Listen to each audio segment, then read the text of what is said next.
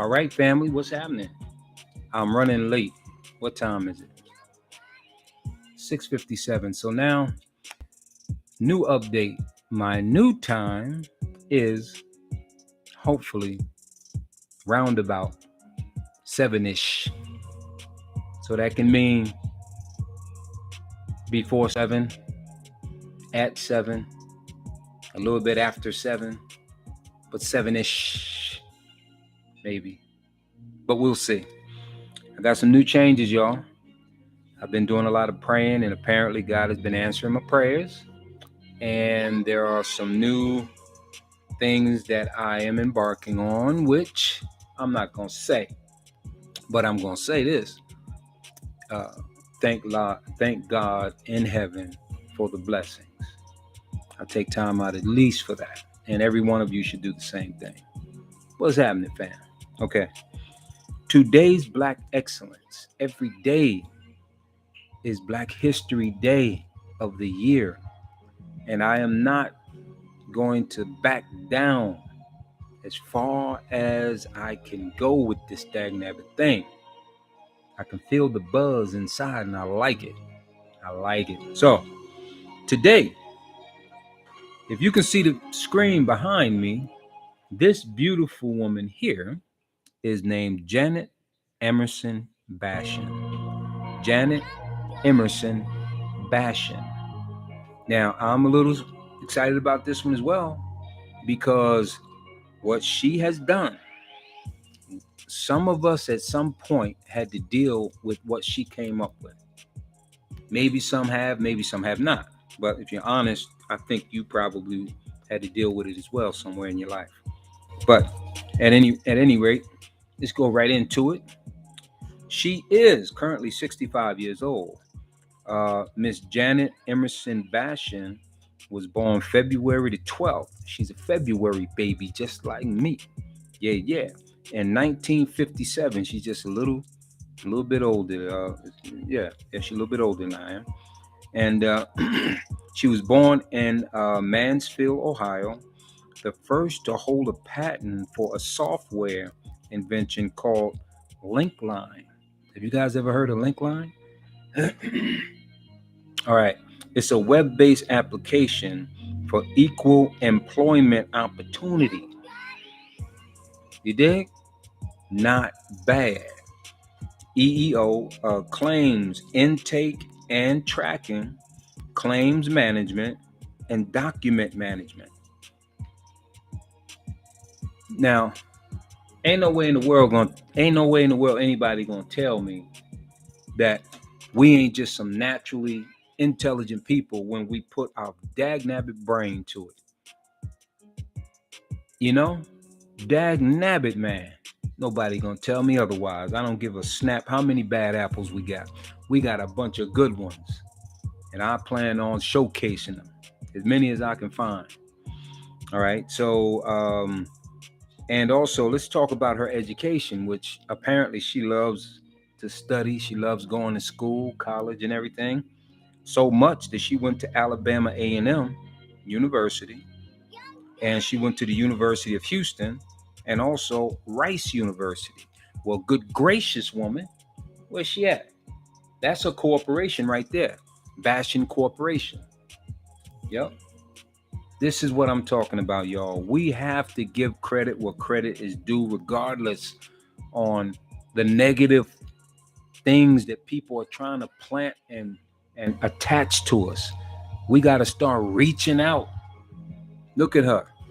We need to start reaching out to all our Black excellence, man.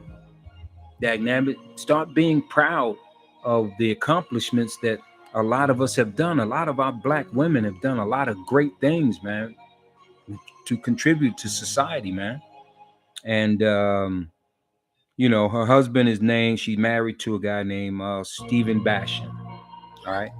Don't know much about him because it's not about him right now. It's about Janet, Miss Janet. Go, Miss Janet. Miss Janet. Yeah, all right. Anyway, let me stop acting silly. That's all I got for her. All right. And I would tell you guys to go look her up, read more about some of the things that she is currently involved in. And you will be surprised. You will be pleasantly surprised, because I'm really feeling giddy about even talking about her, because I'm just so proud of, you know, of her accomplishments. And me myself, I had to be on daggone, unemployment and everything. So, I thank her, man. Dag nabbit. Miss Janet, thank you. You know what I'm saying? All right. But at any rate, that's my black excellence of the day. Oh, let's do this for her. That's for Miss Bash. Always have to give them a round of applause, Miss Bash, and thank you very much. Now, topic of the day.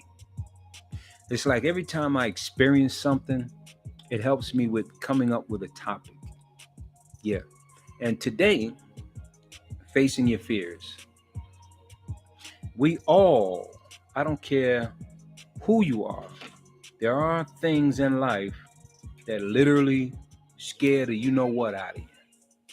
You know? And then there's things like, you're not too sure of how things are gonna go. So you in your mind have a tendency of playing tricks on you and boosting things up greater than what they truly are or what they could be. So you fear and you shy away from it, you know? And if it's something that you've never, that let's say it's something that you do all the time, you back away from it, and then all of a sudden you get back to it. Then there's a slight nervousness in there somewhere, some type of fear that you would fail, but you know this thing, but you still have that little slight fear in there because you don't know what's going to happen. You don't know what kind of day you're going to have when you're trying to tackle or deal with the situation. So the best thing, I tell you how I dealt with it today. I felt the fear trying to be planted within me. I felt that, but I shook that thing off because I knew I had a lot of background in it. I had a lot of background in it. So all I got to do is just go to what I know, and just wing it. I was going to say wing it. So yeah, just go for what you know and make it fun, you know? Don't let nobody get you all intense and nervous and let them start trying to plant negative seeds while you're trying to accomplish this thing. Don't let nobody, no matter who they are or where they come from, start to knock you off your game and have you doubt yourself. Face your fear, man. Face your fear, young women. Face your fear no matter who you are. You have to stand up to it. Now, Zelensky, wow. That dude, now, y'all, well, if you don't know, the Ukraine president name is Zelensky. All right? So I'm just going to say his first name. And you can imagine how afraid this guy is or was or whatever the case. Maybe he come to a conclusion that if they get him, he's going to go out with a bang. He's not going to just lay down and let them just get him, because from what I heard the other day, that it was some operatives who had got close to him and his boys took care of them. I think it was 4 of them, 4 or 5 of them. And those guys that Zelensky has around him, these guys are real killers. They're real soldiers. These guys are willing to fight to the death for their country and Zelensky. And when those guys were found out that they were actually coming to get Zelensky, the president of Ukraine, this current war that we're talking about, if you have not heard about that, those guys handled those dudes, laid them down. Yes. So I want to give, regardless on the reports that we heard about how they feel about black people and all this type stuff, what's happening to them right now shouldn't happen to anybody. Shouldn't happen to anybody. Now, I don't care how much you dislike, the white man or whatever you want to put your finger on just to say you ain't going to get involved. That's on you. You know what I mean? But as far as I'm concerned, that should never happen to nobody. Shouldn't have happened to the Indians. Shouldn't have happened to us. It shouldn't happen to them. It shouldn't happen to nobody. Even though we know that everybody in Ukraine ain't perfect. They're not angels, They have the same situations that we got in our community or race or whatever. We got a bunch of bad apples as well. Goes the same with the Indians. They didn't have a whole bunch of saints running around. But though the things that happen to them should never happen to anybody. To anybody. And Zelensky is facing his ultimate fear. The ultimate fear. Fearing death. Fearing being killed. The man is the listen, the guy used to be a comedian. Zelensky, the president of Ukraine, used to be a dynamic comedian. How goofy and happy are those people? You don't see them talking about fighting and killing nobody, because that's not what they signed up for. That's not what they do. But being that Zelensky, was admired by a lot of people in Ukraine, so they voted him in. He ran and he won. But then all the jokes had to be put aside. And the things that he used to joke about, he used to get down on Putin a lot, joke and do spoofs on him. So now you see that Putin is very upset and he wants this man out, because he used to get clowned by this guy a lot. Now it's like, yeah, here's my opportunity. And remember this as well, that you remember the way that Trump was acting toward Ukraine, holding the money back and trying to get him to say certain things that would, the quid pro quo and all this, trying to open the doors or the lane for Putin to just run in there. That's what Trump was trying to offer to Putin. We're going to give you Ukraine. We're going to step back. We're going to take all the funds. We're not going to support them in their efforts of having, military power against you. We're going to put them on the stage and make them look extremely embarrassed. We're going to make sure that we open the door for you, Putin. That's what Trump was doing. And now, as you see, Putin says, you know what? You messed up. Now I got to run in here and do it the hard way. You know what I mean? He got to do it the way that his Hitler used to do things. He went back to that playbook. Right? He was trying to finesse his way with Trump, but it didn't work. But now he had to go back to the old tactics. And he's coming in like, like a beast. Like, shoot. What's that monster movie, man? Godzilla. Coming in like Godzilla, man. But one thing that you got to give old little young funny man Zelensky credit for, he didn't buck and run, which he could have. And he didn't. And he stayed there. He may die there. But you got to give him credit for his courage, man, facing his dagnabbit fears, man. Regardless. And I hope he's a God-fearing man. I hope so. For his own soul. But, facing your fears, man. And just imagine the fears that we had to deal with in our time. Nowhere near what this man has to deal with. Maybe some of us had to deal with some pretty dangerous situations. We had to try to make the best of a lot of things. Didn't know exactly where a meal was coming from. Didn't know if you're going to make it A to B. Didn't know if somebody was going to, break into your place and do you some harm because of some people you've been attached to. You just living in fear. First and foremost, if you put yourself in a position that brings the fear, that's the first step. Separate yourself from that type of lifestyle. That's the first thing. That's how you help minimize having to deal with the fear. And ain't nothing like dealing with fear that you caused yourself versus fear that just been thrust upon you and you just trying to make it out here. And there's a lot of times, a lot of us have to deal with fear that we put ourselves into. We went to it. And now there's this big, great fear of either somebody, something, or just something, And we, a lot of times, put ourselves in that position. And then we got to brave up and and work our way out of it. And I know I've done it, Now, as of recently, no. Because I think I wised up. I woke up. First off, I woke up. And by waking up, have a tendency of me responding in different ways when you wake up, you know? And I tried my absolute best. The only one I will fear is God.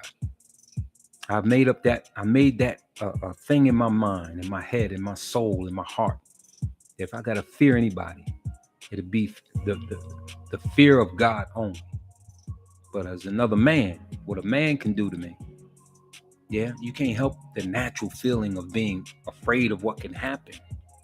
But also remember, there's a gnat in my daggone room. I left the door open too long. Or maybe they did, let the dog out. Boy. Anyway, but yeah. Hold on a second. I'm gonna... Booyah. Hey, I just committed gnat murder, y'all. And he wasn't even scared. The gnat wasn't scared because he landed right on my light in front of me. And he was running up the little thing there, thinking I wasn't gonna do nothing. Fearless little thing. But I killed him. I'm a gnat murderer. You better watch out. Don't mess with me. I'm a gnat murderer. That ain't funny. But understand what I'm saying here. Please, you know, everybody has to deal with a certain degree of fear somewhere in their life. You know, there's no exceptions to the rule, none whatsoever. And the best way, I'm gonna tell you a quick story of my first experience, or my first few experiences of facing fear. I may have even told you this before, but one time, I think I was about, wow, maybe I could have been 19 years old. Yep, 19 years old. Still got fear at 19 because I'm still young, you know, trying to learn how to be a man, all that stuff. But I didn't. We had this upstairs, downstairs place in Plainfield, New Jersey, and there was a room downstairs that we had. There was like a guest room or something, and it had a air conditioner in there. But the air conditioner would make a thump sound, real hard, boom, bing, and then it starts running, and then it makes all this noise, and then it'll do it every 10 or 15 minutes, boom, bam. You know, you hear that kind of all day. So you don't think about it in the daytime. You know what I mean? Boom, bam. But you're getting some cool air coming from this air conditioner. It was a window air conditioner. So I decided one night that I would sleep downstairs because it was hot, man. We didn't have central air at the time. And I turned the air conditioner on. And I had forgot for a moment after I fell asleep that boom, bam sound. And it woke me up, and I had the room pitch black, and I can see across the room where the door was, but the door was closed, but on the back of the door there was a hanger, like a closed hanger. You can hang a jacket or you can hang something on it. Now mind you, it's dark, and you know your eyes have to readjust to the dark anyway. So I heard this boom, bam, and I kind of opened my eyes. I didn't move. I looked straight at the door, and I'm looking at this door, and there's this shadow. It looks like somebody just standing there. Now, I had totally forgot that I hung something on the back of that door, and I heard that bang sound. Now I'm thinking somebody done broke in, and they standing over me or crossing my room, and in that room, looking at me, thinking that there's somebody there thinking that I woke up. So I'm acting like I didn't wake up. So I was almost frozen, just not moving at all. And I just kept staring. I think I stared at that coat hanging on the back of that daggone door for, man, it had to be a straight 15 minutes before I decided to do something. Now, I was scared crapless. I mean, I was scared because I didn't know what to do. But in my mind was telling me, they're gonna wait me out. They're not gonna move if they think that I'm awake. But now I'm trying to think, where did I put objects in the room? Do I have something around here? So I wouldn't move my body. My eyes going around like that, trying to. I think I got a stick over here by the door. By the couch, and I can grab it and rush them real quick. So I'm thinking like that. So now I finally made a decision after about 15 minutes of all this staring back and forth I thought was happening. Like he's sizing me up, waiting to get me as soon as I move. So I built up enough courage to rush the door with everything I had. And I did it yelling and coming at it with full speed. I didn't have nothing but my hands. And I ran into that door and freaked out at the door, realizing after I hit the door that it was the coat that I had hung up there, along with some long pants that was hanging beneath the coat. And I had to, you talking about somebody laughing, I laughed. I was laughing out of like, thank God there was nobody literally there. That's the part I was laughing at myself about. But just that whole mindset of making a decision when you think something is real in your mind and you have to face it. It took a minute, but I made the decision though. That's not the first time that happened to me, that I'm mistaken something that was really meaningless, but I thought it was greater, and I thought that I have to make a decision here.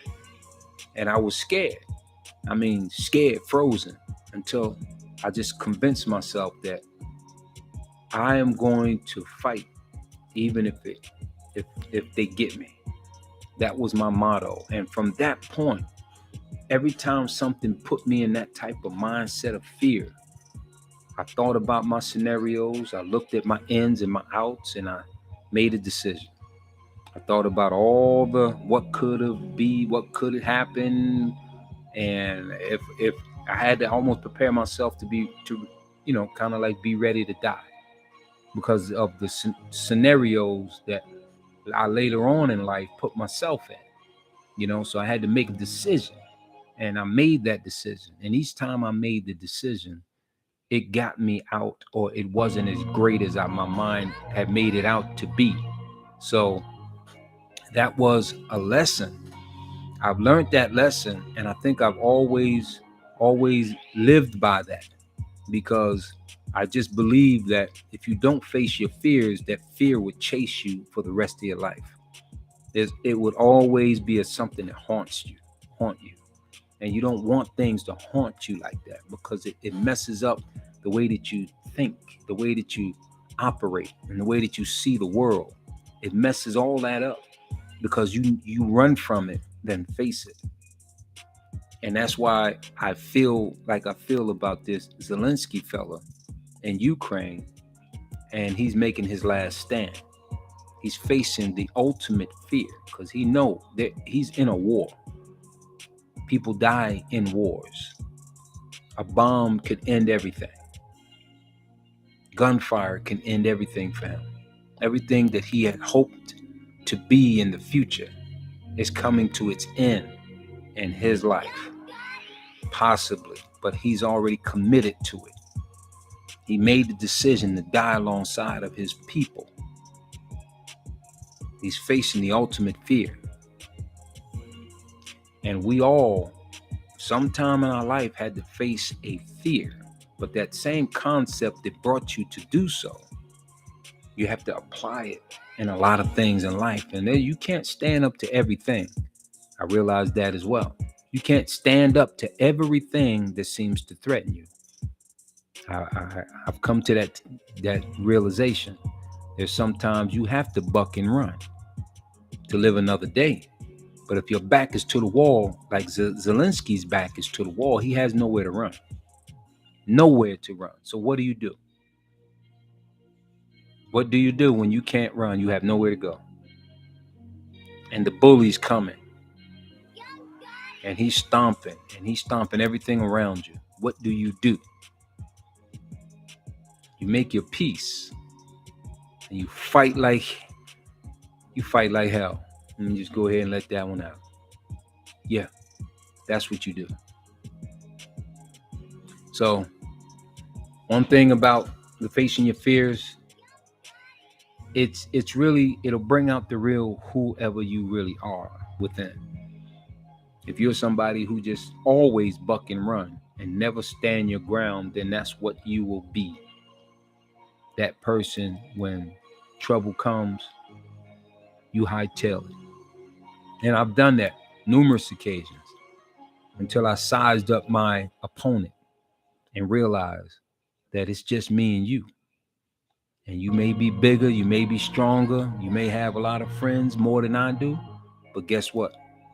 I'm going to fight you back. You may beat me to a pulp. You might. Which never really happened, though.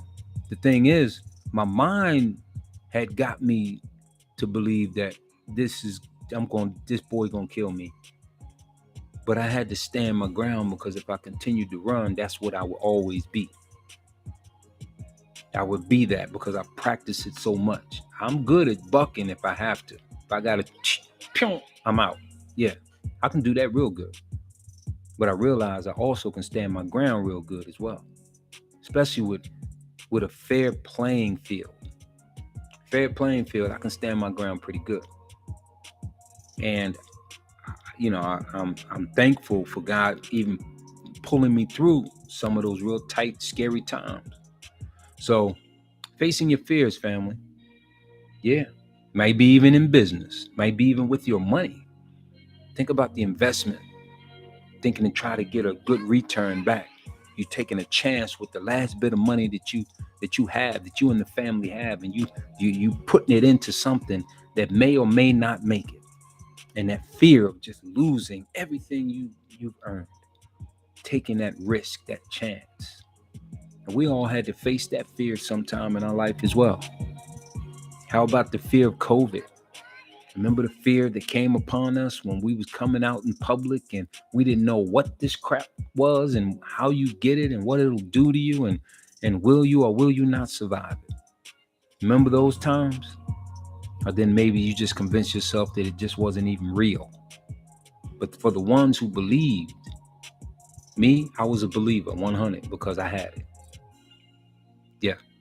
So I looked at people who didn't believe, like, okay, well, you can continue on that route, and when it gets you, let's hope that your immune system is strong enough to fight your way through it. But it's a scary thing when you really understand it a little more. And we're just getting to understand this COVID situation. We really didn't know nothing about it when it first came, and that was the scary part. But now here it is. Even Omicron came along, the little cousin. Not so bad if you had it already, but if you didn't, it could probably put you on your knees. But it's still a scary thought. And now here it is. I'm now starting to embark on getting back out into the world and the workforce, because now we think that we've gotten over the worst part of it all, but it's still a fear because you don't want to pass it on to nobody unexpectedly. So you have to face that. That's a fear that I myself personally today had to face. And to other things like, if I had not I haven't driven a big truck in almost 2 years. I knew what I know. I know it. But then now, here it is, they throw you in a truck and they got this guy beside you who is going to critique you and see how much you retain. Now, you got to remember all the safety precautions before you get in it. And then while you're in it, you have to operate it and remember every safety precaution when you're approaching something. Or, basically, when you get on a highway, when you're coming to a stop, when you're coming to bridges, when you're coming to a track, when you're turning corners, you got to make sure that you remember all that stuff that you haven't, that you've been doing all them years, and then it comes back though. That's why I relaxed my fear, because I relied more on I know what I know. So I did the thing, and I did it well. And I'm proud to know that God's still giving me the ability to go out there if I have to and do the things that are necessary. But I have to get past certain fears, you know?